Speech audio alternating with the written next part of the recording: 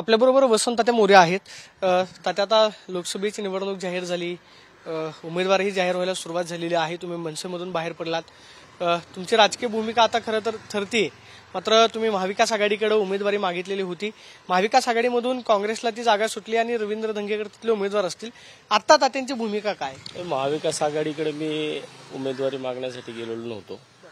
मी त्याच्यामध्ये कशा प्रकारे पुण्याची समीकरणं जमू शकतात त्याचा तुम्ही एखादा प्रयोग करा, त्याचा विचार करा, हे मी त्यांना सांगू शकत होतो। परंतु मला वाटतं कदाचित मी थोड्या दिवसात सांगेल कुठल्या मनसेच्या पुण्यातल्या कुठल्या नेत्यांनी वसंत मोरेच्या वाटेत काटे टाकले परत एकदा, आणि कुणी मिटिंग घेतल्या, कुठे मिटिंग घेतल्या। चायला मला हेच कळत नाही, साला पक्षात होतो तरी त्रास, पक्षातनं बाहेर पडलो तरी जास्त त्रास झाला उलटा, की आता हा काय करतोय। आणि मला वाटतं की त्यामुळं कदाचित बऱ्याच जणांच्या पायाखालची वाळू सरकली पुण्यामध्ये सुद्धा, की आता हा काय करतोय नक्की, जे कोणाला कधी शक्य झालं नाही त्या अशक्य गोष्टी अशक्य करतो काय। तर यांनी हे शक्य केल्यानंतर काय गणित आखू शकतो, या सगळ्या गोष्टींमध्ये मला वाटतं की फार मोठ्या प्रमाणात त्या लोकांना त्रास झाला। त्यामुळे आज वसंत मोरे जे सांगड जुळवण्याचा प्रयत्न पुणे शहरामध्ये करत होता ते कुठेतरी विस्कटले, पण वसंत मोरे विस्कटलेला नाहीये। वसंत मोरे आजही निवडणूक लढवण्यावरती ठाम आहे। तुम्ही आता काय अपक्ष उमेदवारी अर्ज 100%। आता वसंत मोरे कुणाकुणाला काय काय न्यूसेन्स करतो हे पुणे शहराला या बाकीच्या सगळ्या पक्षांना कळेल। तुम्ही असं म्हणालात की पुन्हा एकदा मनसे एका नेत्यानं बैठका घेतल्या, महाविकास आघाडीतल्याच नेत्यांची त्यांनी बैठक घेतली आणि सांगितलं का तुम्हाला, असं तुमचा आरोप आहे त्यांच्यावर? 100%। माझ्याकडे पुरावे पण आहेत ना, एक कुणी मीटिंग घेतली, कुठली मीटिंग कुठं झाली, आणि त्याच्यानंतर मग कशा पद्धतीने सगळं वातावरण फिरलं। जर चांगला एक विचार पुणे शहरामध्ये चालू होता सगळ्या पक्षांचा, सर्व पक्षीय मिळून एखादं चांगलं काहीतरी करण्याचा प्रयत्न होता, आणि हे करत असताना मग हे सगळे प्रकार चालू झाले, की ज्या माझ्या भेटीगाठी चालू होत्या। मग मी उलट स्वतःला खरंच भाग्यवान समजतो की 8 ते 10 दिवसामध्ये वसंत मोरे अगदी नॅशनल लेवलला गेला, आणि त्याच्यामध्ये मग सगळ्या पक्षाचे नेते, म्हणजे मी ज्या चौकटीत राहत होतो मला वाटलं ती चौकट भेदल्यानंतर वसंत मोरेला खरं कळलं की वसंत मोरे कुठपर्यंत पोहोचलेला आहे। आणि ह्या सगळ्या गोष्टी पुणेकर ठरवतील की खरंच वसंत मोरेंनी काम केलंय का नाही पुणे शहरात। कधीपासून आता प्रचाराला सुरुवात करणार तुम्ही? प्रचाराला अजून खूप वेळ आहे, वाटतं अजून 52-53 दिवस आहेत, आणि या सगळ्या विषयांमध्ये मी माझं काम जे सामान्य नागरिकांच्या प्रती माझं काम आहे ते मी थांबवलेलं नाहीये। रविवारी माझा जनता दरबार आहे, मी जनता दरबारच्या माध्यमातून जे लोकांना रिलॅक्सेशन करण्याचा प्रयत्न करतोय ते मी करणार आहे, आणि माझं काम अविरत चालू राहील। वसंत मोरे कुठली निवडणूक डोळ्यासमोर ठेवून काम करत नव्हता, कुठला पक्ष, कुठला जात, कुठला समाज हा डोळ्यासमोर ठेवून काम करत नव्हता, आणि ते काम माझं अविरत चालू राहील, जे तुम्हाला आता दिसेल। तुम्ही रवींद्र धंगेकरांची सुद्धा भेट घेतली होती, म्हणजे शरद पवार असतील, संजय राऊत असतील किंवा काँग्रेसचे नेते असतील, रवींद्र धंगेकर जे संभाव्य उमेदवार होते त्यांची सुद्धा तुम्ही भेट घेतली। त्यानंतर मात्र रवींद्र धंगेकरांनाच उमेदवारी जाहीर झाली। आता पुण्यामध्ये नेमकी फाईट कुणाकुणामध्ये पाहायला मिळेल? वसंत मोरे कितव्या क्रमांकावर आहे? वसंत मोरे 1 नंबरलाच राहील। मी आजही सांगतो की पुणेकरांचा उमेदवार हा वसंत मोरेच असेल कोणत्याही परिस्थितीमध्ये, कारण पुणेकरांनी हे आता नाही, वर्षभरापूर्वी ज्यावेळेस स्वर्गीय गिरीश बापट साहेब मयत झाले तेव्हाच पुणेकरांनी ठरवले की पुण्याचा खासदार वसंत मोरे असला पाहिजे। त्यामुळे मला वाटतं पक्ष, संघटना या सगळ्या गोष्टींना मी तिलांजली वाहिलेली, त्यामुळे मी आता निवडणूक लढवण्याच्या पूर्ण तयारीमध्ये आहे। ते आत्ता नाहीये, 2 वर्षापासून माझी तयारी चालू आहे। मला फक्त कार्यकर्ते मला नुसतं रोज उठून मला फोन आहेत, रोज उठून माझ्या व्हॉट्सअपवरती प्रचाराला कोण कोण येणार? तात्यांच्या प्रचाराला संपूर्ण पुणेकर असणार, सर्वसामान्य नागरिक, रिक्षावाला असेल, टॅक्सीवाला असेल, 2 व्हीलरवाला असेल, 4 व्हीलरवाला असेल, सगळे। म्हणजे पुण्यामध्ये तात्यांच्या प्रचाराला कोण कोण उतरतं, तात्याचा हातोडा कोण कोण घेऊन हातात उतरतं ते तुम्हाला सगळ्यांना दिसेल।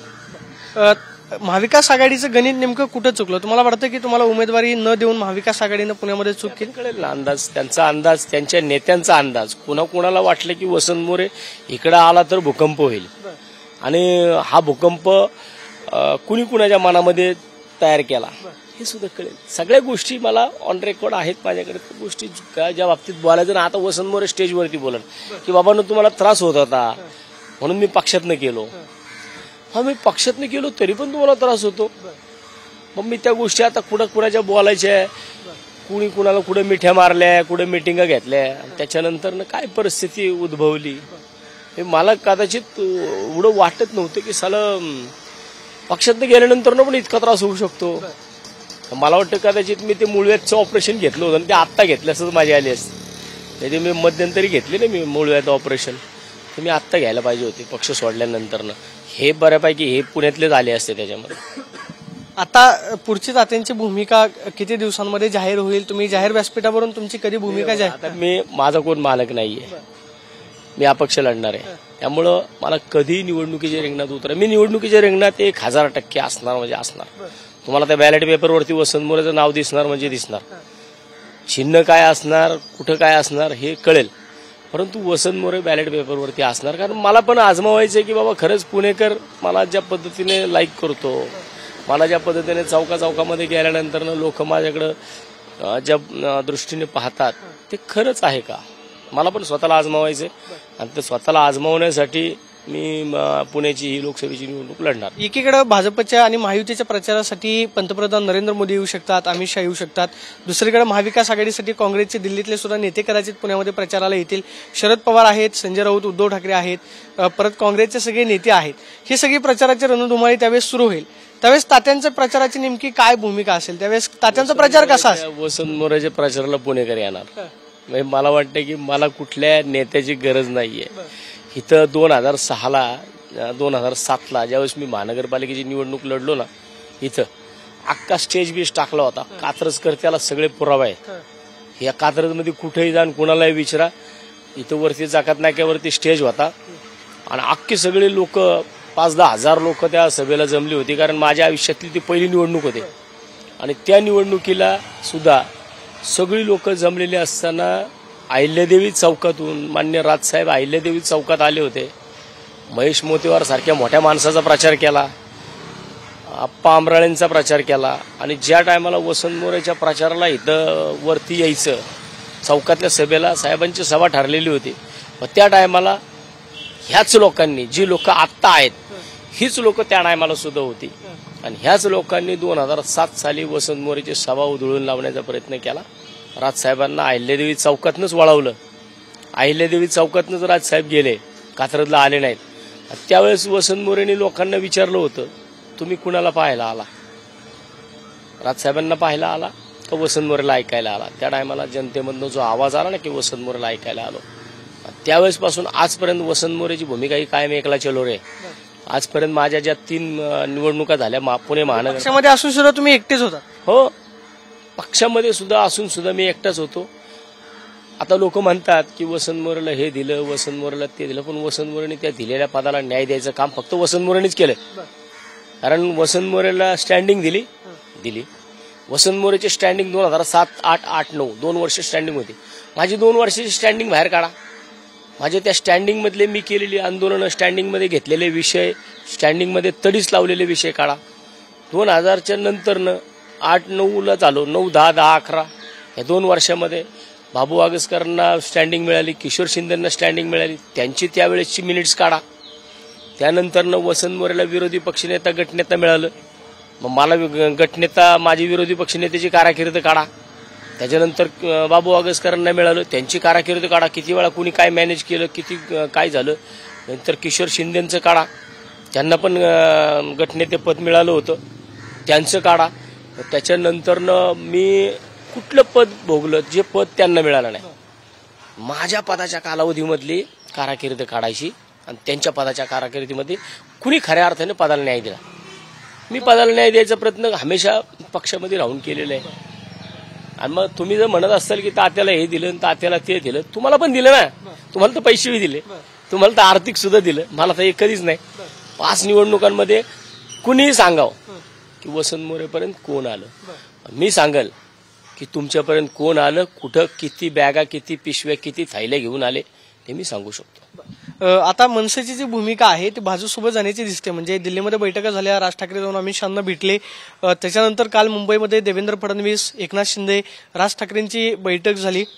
आता मनसे भाजप युतीमध्ये महायुतीमध्ये येणार आता जवळपास आता चित्र स्पष्ट व्हायला सुरुवात झाली आहे. जवळपास 2 ते 3 जागांची मागणी केलेली आहे. तुम्हाला वाटतं तात्यांनी घेतलेला निर्णय योग्य आहे किंवा मनसेचा ट्रॅक चुकतोय? ज्या राज ठाकरेंनी नरेंद्र मोदींवरती लावरे व्हिडिओ टीका केलेली होती किंवा प्रचारांमधून ज्यांच्यावरती टीका केलेली होती, आज तेच भाजपसोबत जाताना पाहायला मिळेल. मला वाटतं की मी घेतलेली भूमिका ही योग्यच होती.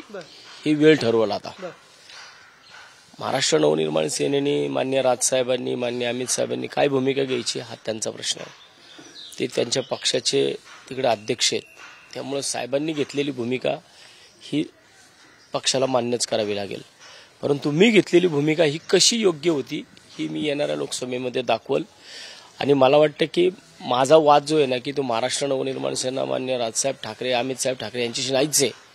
जे पुण्यातले तथाकथित नेते आहेत ना की जे स्वतःला साहेब गेल्यानंतर साहेब समजतात, ह्यांच्या विरोधात माझी जी लढाई होती ती लढाई चालू आहे. ती चालूच राहील. मला वाटतं की ह्या लोकांनी कधी कधी कुणाला फोन केले, कुठल्या शाखाध्यक्षांना बोले. मला वाटतं तुम्ही एखाद्या शाखाध्यक्षाला विचारा ना वसंत मोरेचं काम काय होतं ते, तो सांगेल. पक्षवाढीसाठी मी आयुष्यभर काम केलं. आता काही मनसेतले नेते किंवा शाखाध्यक्ष तुमच्या संपर्कामध्ये आहेत पुण्यातले की जे वसंत मोरेंचं काम करतात? नाही बघा, मी तसं त्या गोष्टी सांगू शकणार नाही. मला वाटतं की जो पुणेकर असेल ना तो माझं काम करेल, बाकीचं मला माहित नाही. ते खासदार होणार यावेळेस 100% मी हे पुणेकरांनी ठरवले 2 वर्षापूर्वी, आज नाही. वसंत मोरे, गिरीश बापट साहेब ज्या टायमाला जिवंत होते तेव्हा सुद्धा मी खासदारकीला इच्छुक होतो. ते जाऊन आज वर्ष होत आलं. ह्या महिन्यामध्येच मला वाटतं वर्ष होईल त्यांना. 1 वर्ष म्हणजे साधारण 2 वर्ष मी या पुणे शहराच्या खासदारकीसाठी प्रयत्न करतोय आणि तो पण महाराष्ट्र नवनिर्माण सेनेमधूनच करत होतो. आता मला जर काही विषय पटले नाहीत पुण्यातल्या लोकांचे, पक्षाचे नाही, पुण्यातल्या लोकांचे काही विषय पटले नाहीत, निगेटिव्ह अहवाल जो दिला गेला, बळच होऊन स्वतः तालवारी मॅन करायची जी यांची पद्धत आहे ना, या पद्धतीच्या निषेधार्थ मी पक्षातून बाहेर पडलो की कमीत कमी एवढं बघून तरी पक्षातल्या लोकांचे डोळे उघडतील.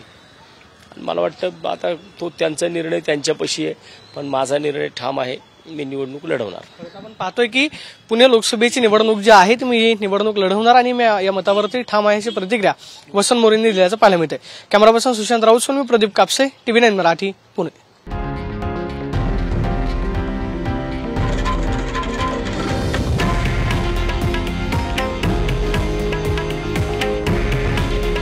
हे आहे देशातील नंबर 1 न्यूज नेटवर्क आणि आपण पाहत आहात TV9 मराठी. काळजी तुमची, हित महाराष्ट्राचं.